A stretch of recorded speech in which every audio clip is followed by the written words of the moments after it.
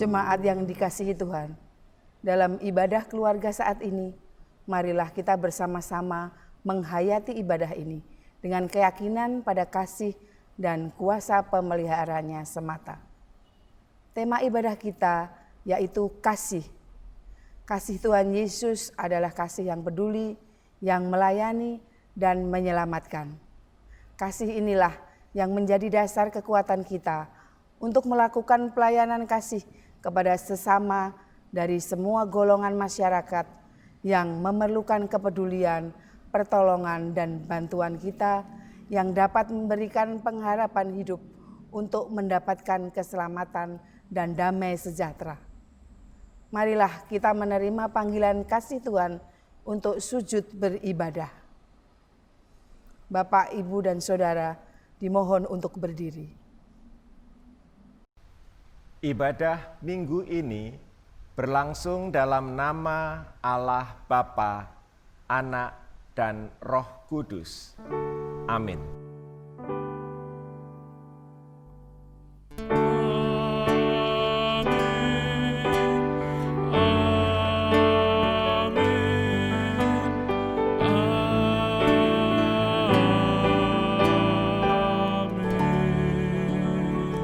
Kasih karunia, rahmat, dan damai sejahtera dari Tuhan beserta kita semua. Bapak, Ibu, Saudara, dipersilakan duduk.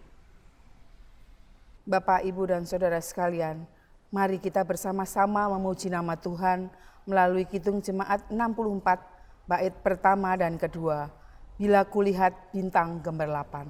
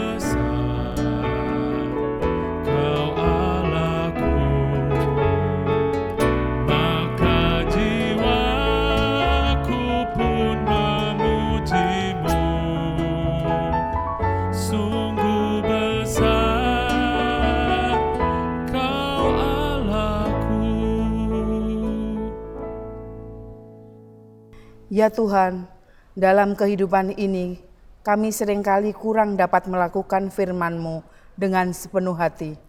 Untuk itu kami ingin menyatakan penyesalan dosa kami dan memohon pengampunan-Mu melalui nyanyian Kidung Jemaat 40, bait yang pertama, Ajaib Benar Anugerah, dan dilanjutkan dengan Kidung Pasamuan Jawi 92, bait yang pertama, Sestu Agung Siye Gusti.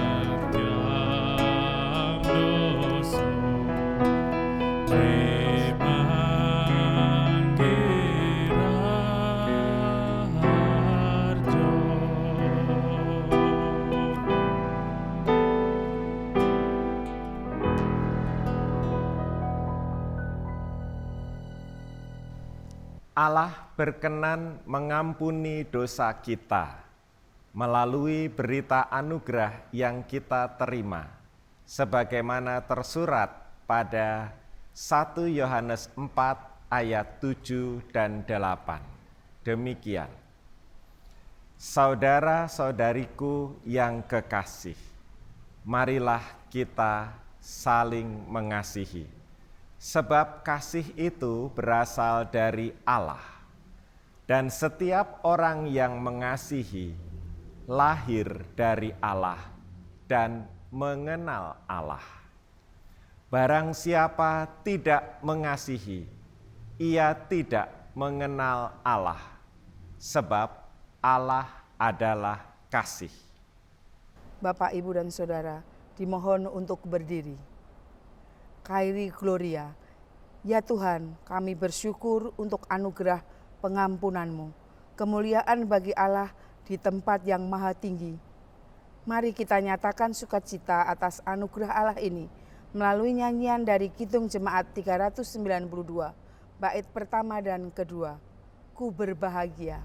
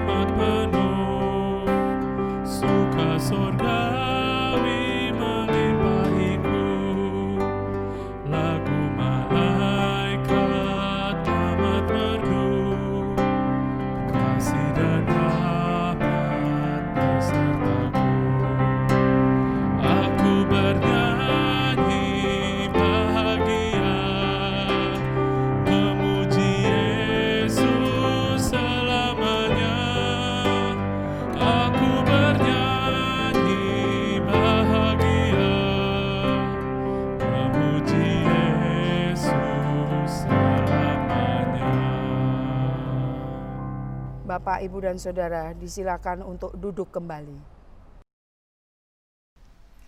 Sebelum kita membaca kitab suci dan merenungkannya, marilah kita berdoa memohon pertolongan Roh Kudus. Ya Allah, Bapa yang Maha Kasih, biarlah kasih-Mu saat ini kami terima melalui sabda-Mu. Roh Kudus kiranya memampukan kami mewujudkan sabda-Mu itu menjadi kasih yang hidup di dalam kehidupan kami. Di dalam nama Tuhan Yesus yang mengasihi kami berdoa. Amin.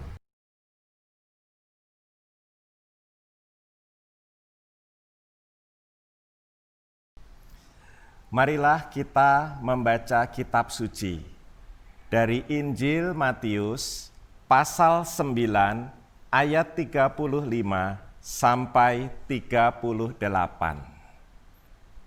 Demikian bunyinya.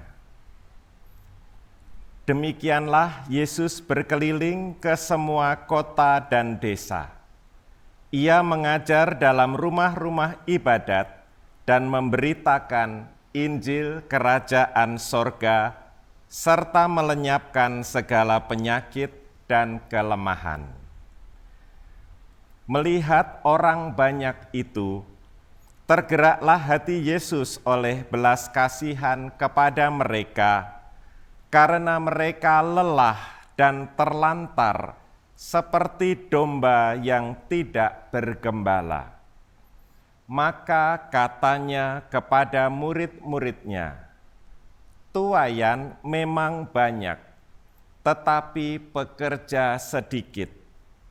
Karena itu, mintalah kepada Tuan yang empunya tuaian, supaya ia mengirimkan pekerja-pekerja untuk tuaian itu." Yang akan kita renungkan adalah ayat 36. Melihat orang banyak itu, tergeraklah hati Yesus oleh belas kasihan kepada mereka, karena mereka lelah dan terlantar seperti domba yang tidak bergembala. Yang berbahagia adalah mereka yang mendengarkan firman Allah serta melakukannya. Haleluya.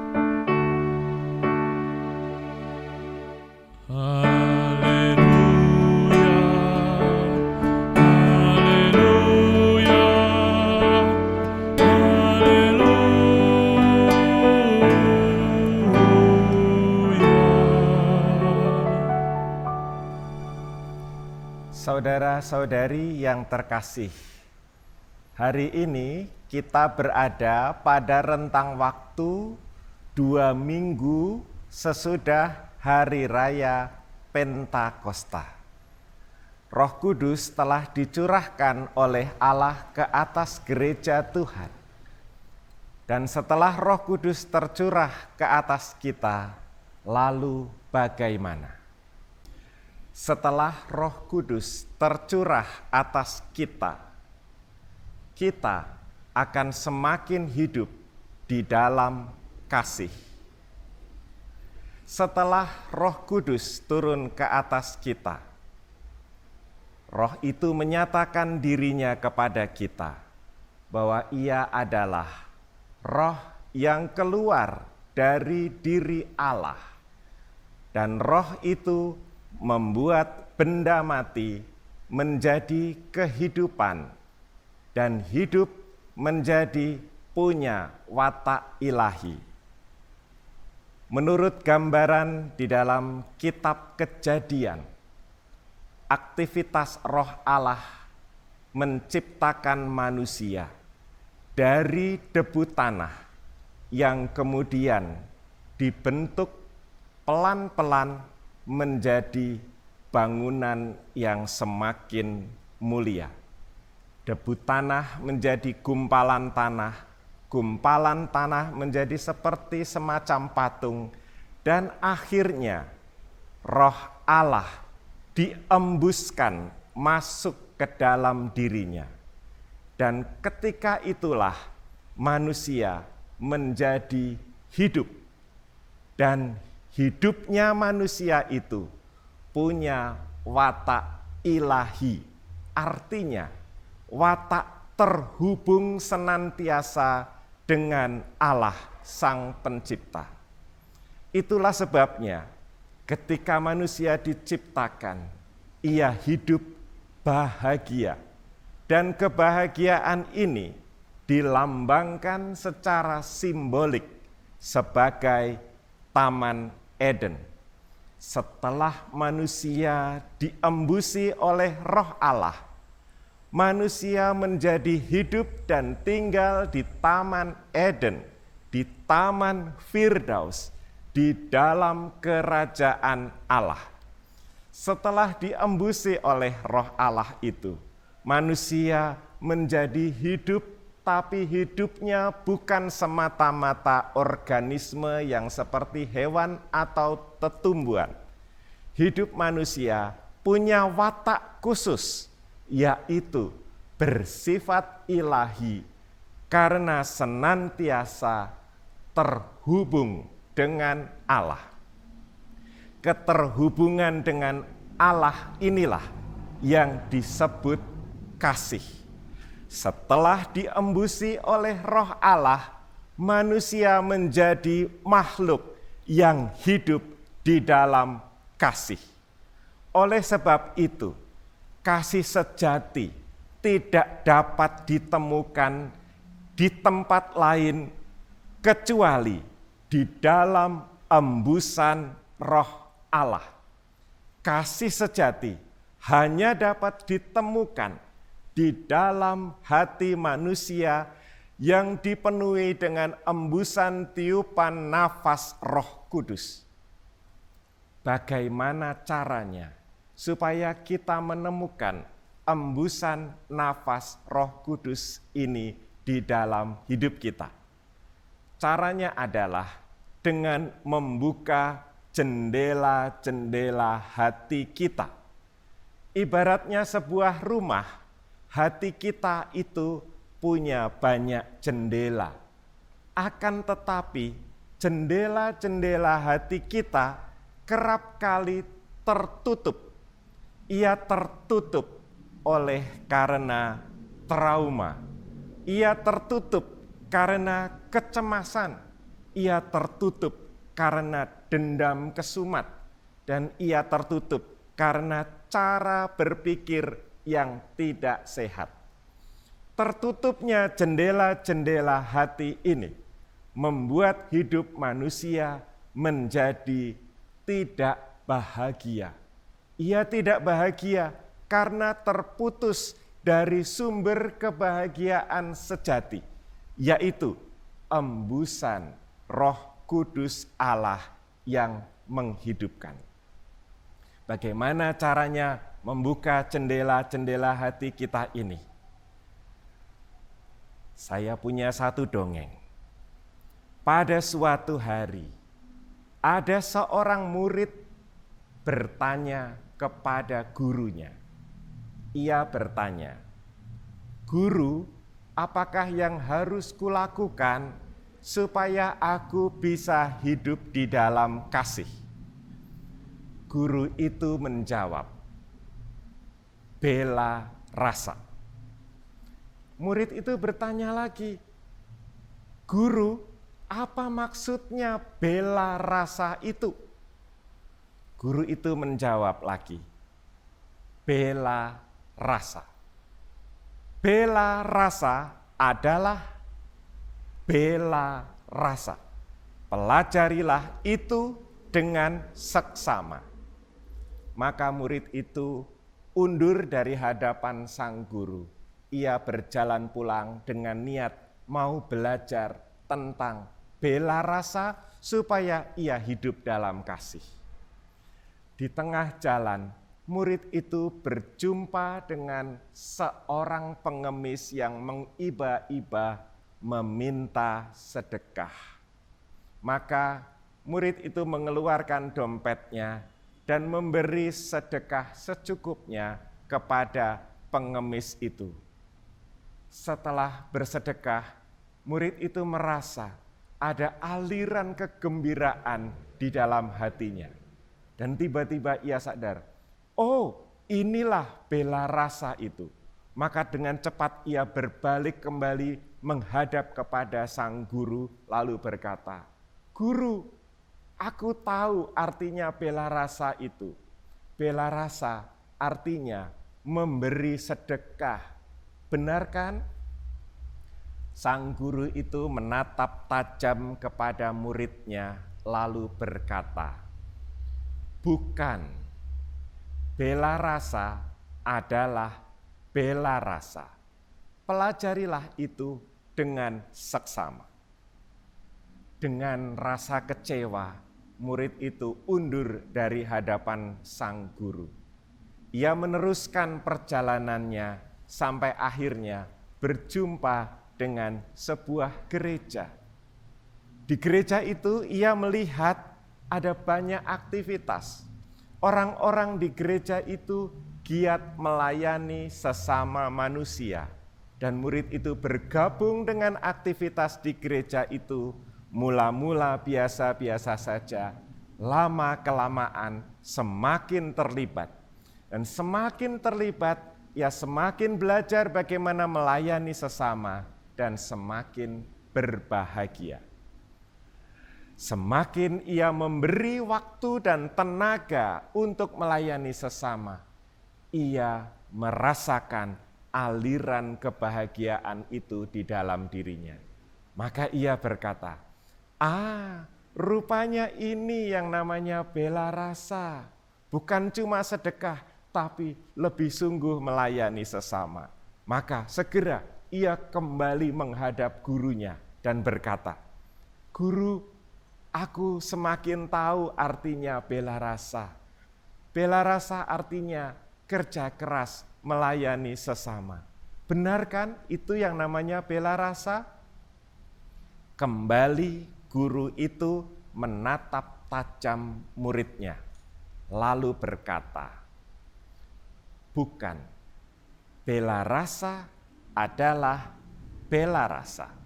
Pelajarilah itu dengan seksama." Dengan kecewa, murid itu undur dari hadapan sang guru, meneruskan perjalanan hidupnya. Sang guru berhari-hari menanti-nantikan kedatangan murid yang dicintainya itu untuk memperdalam ilmunya tentang bela rasa. Tapi yang ditunggu tidak datang-datang. Maka sang guru pun lalu pergi mencari murid kesayangannya itu. Setelah lama mencari-cari, akhirnya ditemukannya lah murid itu. Murid itu ternyata bekerja di sebuah panti asuhan bagi para penderita cacat mental. Dilihatnya murid yang dikasihinya itu tiap hari sibuk melayani seorang anak yang cacat mental. Pada waktu-waktu tertentu setiap hari murid itu datang mengunjungi anak yang cacat mental ini, memandikannya, menyuapinya, merapikan kamarnya, dan membantunya hidup dengan lebih baik. Melihat itu, sang guru tersenyum dan berkata, "Ah, muridku, akhirnya dia mengerti. Itulah bela rasa. Bela rasa artinya memberi dan tidak mengharap kembali." Dongengnya sampai di situ. Saudara-saudariku terkasih, bela rasa, sikap memberi dan tidak mengharap kembali, itulah sikap hati Tuhan Yesus yang tergerak oleh rasa belas kasihan terhadap penderitaan manusia. Bela rasa itulah yang membuat Sang Putra Allah rela bergerak keluar dari Sang Bapa untuk menjumpai umat manusia yang berdosa.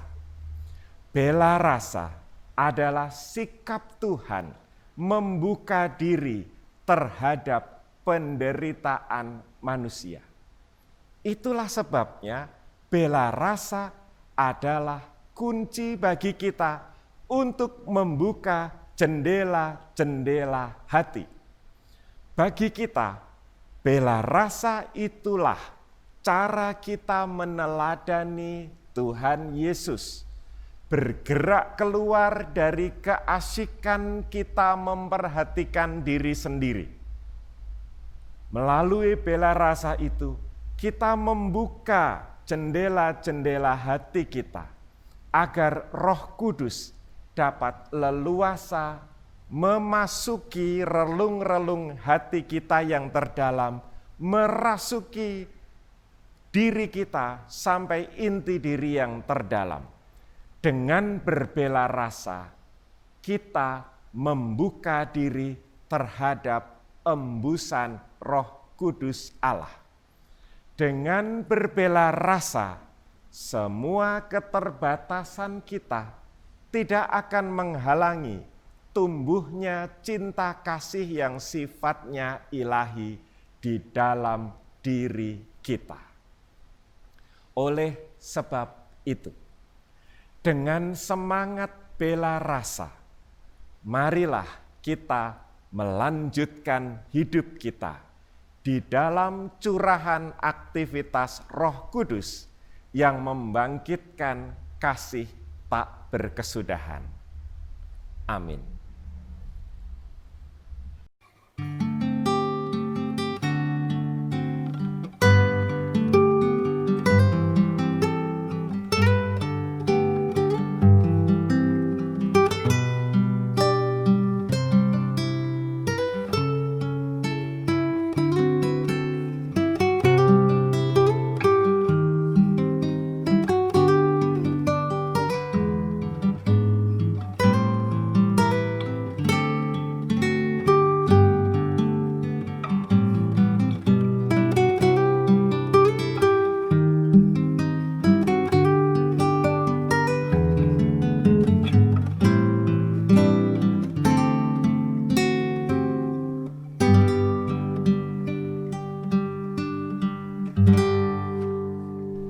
Bapak, Ibu, dan Saudara sekalian dimohon untuk berdiri. Bersama dengan umat Tuhan di segala abad dan tempat, marilah kita meneguhkan iman percaya kita dengan mengucapkan pengakuan iman rasuli bersama-sama. Aku percaya kepada Allah, Bapa yang Maha Kuasa, Khalik langit dan bumi, dan kepada Yesus Kristus, anaknya yang tunggal Tuhan kita, yang dikandung daripada Roh Kudus, lahir dari anak darah Maria, yang menderita di bawah pemerintahan Pontius Pilatus, disalibkan, mati dan dikuburkan, turun ke dalam kerajaan maut.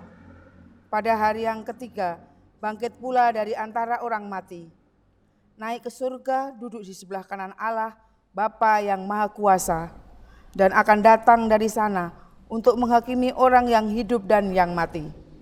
Aku percaya kepada Roh Kudus, gereja yang kudus dan am, persekutuan orang kudus, pengampunan dosa, kebangkitan orang mati, dan hidup yang kekal. Bapak, Ibu, Saudara sekalian, disilakan untuk duduk kembali.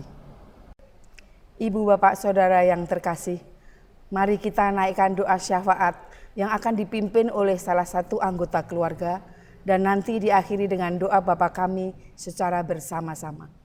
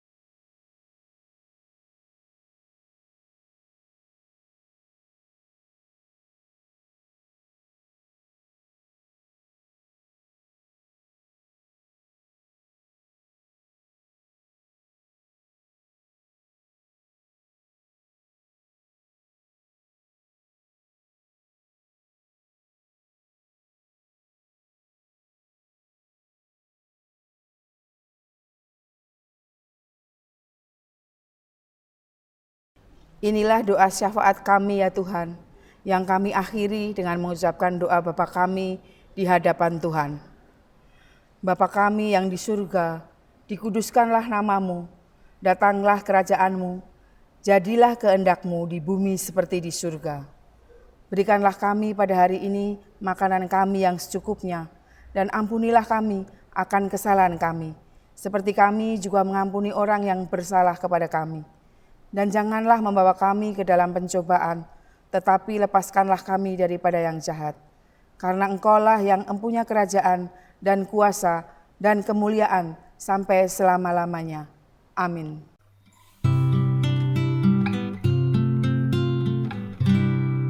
Bapak, Ibu, dan Saudara yang terkasih, persembahan yang dikumpulkan oleh masing-masing keluarga dapat dimasukkan ke dalam amplop dan direkatkan untuk nanti diserahkan ke gereja.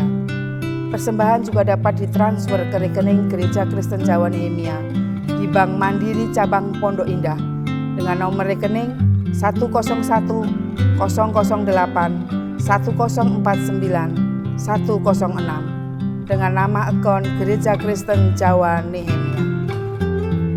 Jika ada kesulitan dengan transfer, Ibu, Bapak, dan Saudara dapat menghubungi Majelis Gereja Kristen Jawa Nehemia. Doa persembahan nanti dipimpin oleh salah satu anggota keluarga.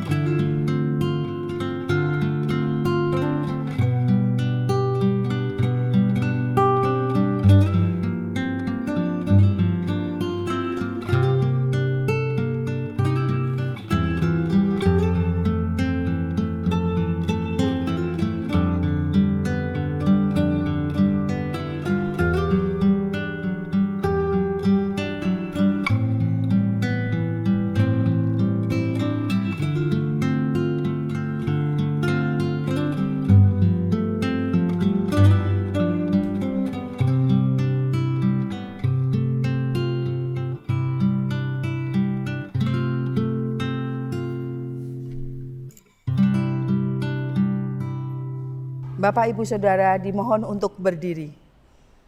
Mari kita wujudkan kesediaan kita diutus Tuhan dengan menyanyikan lagu pengutusan dari pelengkap Kidung Jemaat 180 bait yang pertama, Kasih Tuhan mengiringimu. Dan nanti kita ulang lagi menyanyikan bait yang pertama setelah kita menerima berkat dari Tuhan.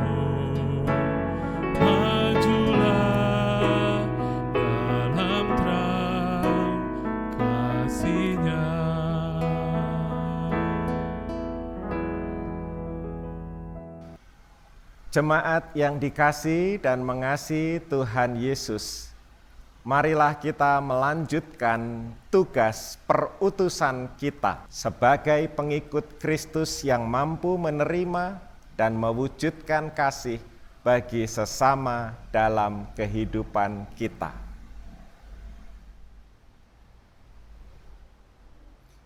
Terpujilah Tuhan. Marilah kita menerima berkat Tuhan. Tuhan memberkati dan melindungi saudara. Ia menyinari engkau dengan cahaya wajah-Nya dan memberimu kasih karunia. Tuhan menghadapkan wajah-Nya kepadamu dan memberi engkau damai sejahtera. Amin.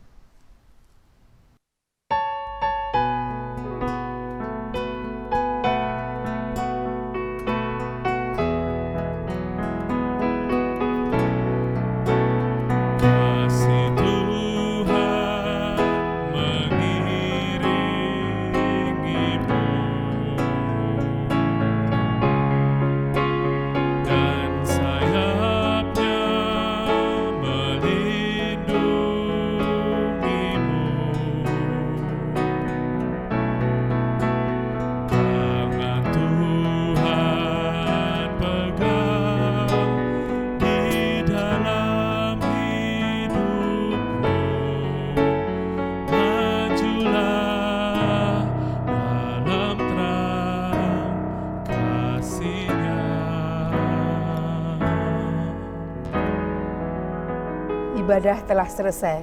Bapak, Ibu, dan Saudara disilakan untuk duduk dan mengambil waktu saat teduh. Majelis Gereja Kristen Jawa Nehemia mengucapkan selamat hari Minggu. Tuhan Yesus memberkati. Amin. Ibu bapak, saudara yang terkasih dalam Tuhan Yesus, mari tetap sukacita, tetap semangat, tetap tinggal di rumah, bekerja dari rumah, ibadah dari rumah. Selalu memakai masker, jaga kebersihan, dan hati senantiasa gembira supaya kita tetap sehat.